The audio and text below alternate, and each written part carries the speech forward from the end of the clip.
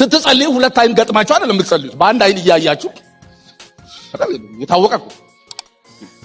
ጌታ ሆይ እህት እንትና ወደ ልቤ ለምንድን ነው የምትመጣው? ለምሳሌ አሁን ምስት ላግባ ብትሉ፣ እሺ መጽሐፍ ቅዱስን ጠይቀ። መጽሐፍ ቅዱስ አቤት ምስት ላግባ ነው የፈለኩት ምን ትለኛለህ ብላችሁ ብትጠይቁ መጽሐፍ ቅዱስ አራት ነገር ብቻ ነው የሚናገር። ምን? አማኝ አግባ። እሺ እኔ ድሮ ከአማኝ ውጪ እንዴት ነው ማገባው? ሌላስ? ሌላ ተቃራኒ ጾታ አግባ። እሺ ተመሳሳይ አላገባም። እሺ ትክክል ነው። ሌላስ? ሌላ አንድ አግባ ሁለት አይፈቀድም። እሺ ከዛ ሶስተኛው ምንድነው? አራተኛው ምንድነው? ከፈታ በኋላ ፍቺ የለም። እሺ አልፈታም በኢየሱስም ጌታ ይጠብቀኝ። ከዚህ ሌላ ጥቅስ አለ? እና ትጸልያላችሁ። ስትጸልዩ ሁለት አይን ገጥማችሁ አይደለም የምትጸልዩት፣ በአንድ አይን እያያችሁ የታወቀ እኮ። ጌታ ሆይ እህት እንትና ወደ ልቤ ለምንድን ነው የምትመጣው ትላላችሁ። ከዛ ደግሞ ካልመሰለ አይን መቀየር አይቻልም? ይቻላል። በአማኝ ሰርክል ይሁን እንጂ መቀየር አይቻልም? ይቻላል። አንዳንዱ ሁለት አይን ግጥም አድርጎ እግዚአብሔር ከቆጥ ምስት ይወረውራል እንዴ? አይወረውርም።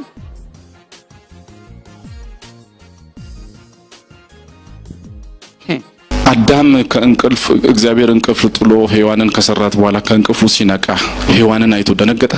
በኢየሱስ ልክ እንደኔ ነች፣ ግን እዚህ አካባቢ ደግሞ ለየት ይላል፣ ከዚህም አካባቢ ትንሽ በኢየሱስ ብሎ ተደናገጠ።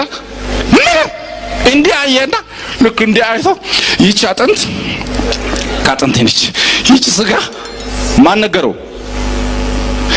አጥንትን ማወቅ ቀላል ነው። መጀመሪያ ከእግዚአብሔር የተስማማ ህይወት ይኖርህ። ስጋ ማወቅ እውነቴን ነው የምላችሁ። አንዳንዱ ሰዎች ጌታ እኔ በእውነት ማግባት ፈልጋለሁ፣ ግን ማን አለ? አዋሳ ማን አለ? እኔ እኮ ብኖር እኮ ማን አለ? አንተም አለህ እንኳን እንዴ እንደዚህ ይባላል። አሁን በሰው መሀል ቆሞ በእብሪት በእንትን እንደዚህ ማለት በእውነት እኔ ትቻለሁ። እሺ በእውነት አንዳንድ ሰዎች ኮስተር ብሎ አይተውኛል። ጥሩ አይደለም በእውነት ትቻለሁ። ለማንኛውም ከቆምንበት ቆጥ እንውረድ። ጫማችን አፈር ይርገጥ። ሰው ሞልቷል፣ ግን እንዳንመለከት የሚያደርገን ምንድነው? ሰው ካለበት ስታተስ ራሳችንን ወደ ላይ ከፍ ስላደረግን ሰዎች የሚያዩት ጫማችንን እንጂ ፊታችንን ሊያዩ አይችሉም።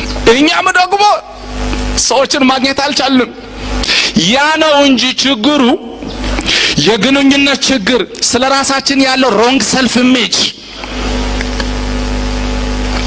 መኪና ገዛለሁ ብሎ የሚል ሰው አዋሳ ገበያ ይሄዳል። አዋሳ ገበያ መኪና ይሸጣል እና በፔስታል ነገር ምናምን ይዞ ገንዘቡን የት ነው የምትሄድ? ባክ መኪና ልገዛ ነው ሲን ባክ ብሎ ቢል ሰው ምን ይላል? እንዴ ጋሽ ገሌ የምነካው በኢየሱስ እንዴ! ለምን የለማ አዋሳ ገበያ ላይ ምን? አንዳንድ ሰው አዋሳ የሌለ ዕቃ አዋሳ እየጠበቀ እየፈለገ እድሜውን ይፈጃል። ወንድም አዋሳ ያለውን ዕቃ ገዝተህ ተጠቀም። ከመጠን በላይ ነው የተናገርኩት። ገብቷችኋል? አዎ አዋሳ የሌለ ዕቃ ዝም ብለህ እንዲህ አይነት ቢሆን እንደዚህ ቢሆን ብዙ አትጨናነቅ። ኢየሱስ ከሆነ ተወልዷል አይደለም? አዎ።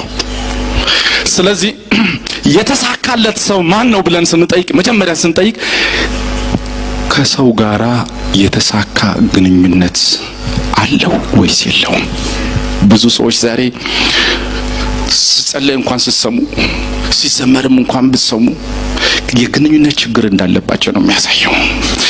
ወንድሜ ላይ ብዙ ጠላት ይነሳበታል፣ ነገር ግን ሁሉንም አሜን ሲባል ሰውየው ወይኔ ጌታ በአንድ ሾርባ ይሆናል።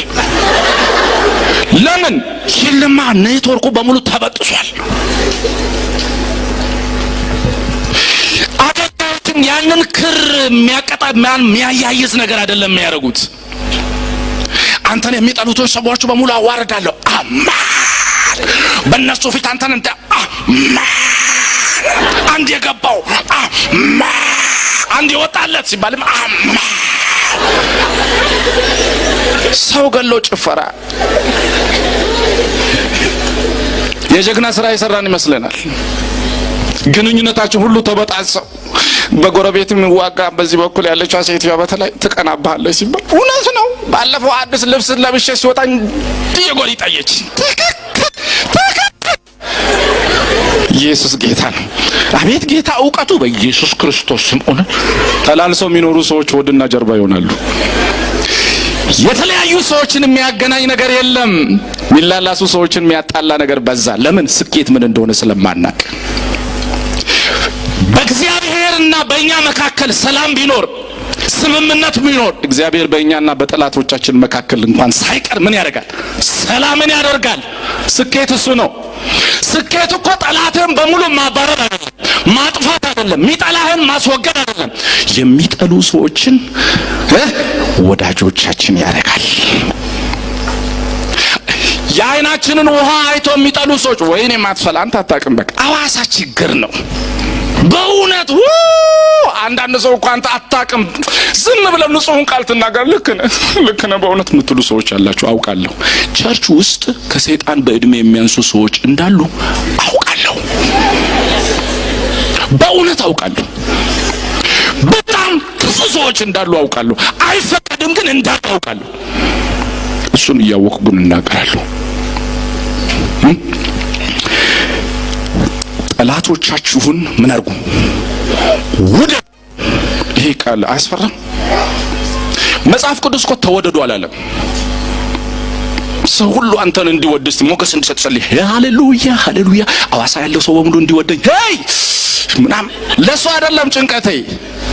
ያንን መጽሐፍ ቅዱስ አያዝም። እንደውም ዝም ብለህ አንተ ውደድ። መወደድ ካገኘ ከተሳካል እሰየው፣ ባይሳካ ምንም ማለት አይደለም። ዝም ብለህ አንተ የፍቅር ውቅያኖስ ትፋ ወደዛ። ዝም ብለህ ውደድ ውደድ ውደድ ውደድ። ፍቅር ፈሰው ደግሞ መሬት ላይ ምን አይሆንም አይቀርም። የተሳካላቸው ሰዎች ጌታ ሆይ እባክህ አውጣኝ ከአዋሳ አውጣኝ፣ ጌታ አውጣኝ፣ በጣም ንቅል አድርገኝ እባክህ። የት ያርግ ንቅል አድርጎ? አዋሳ ላይ ያልተሳካ ግንኙነት አዲስ አበባ ላይ ይሳካል?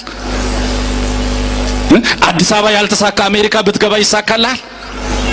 አንዳንዱ እኮ ጌታ ሆይ ህይወቴ በእውነት የሚጎዳው በክርስቲያኖች ነው። በእውነት ጴንጤው በሙሉ ዘንድሮ ጃርት ሆኗል፣ ይኮሰኮሳል። ባክ ጌታ ሆይ እኔና አንተ ብቻ አዋሳ ብንኖር ምን አለ? ይቻላል። ግን ሁለት ሰው ብቻ በዚህ ምድር እንዲኖር እድል ተሰጥቶም አልተሳካም። ተሳክቷል? አልተሳካም። ታዲያ ሞክሮ ያየውን ነገር እንደገና ይደግመዋል።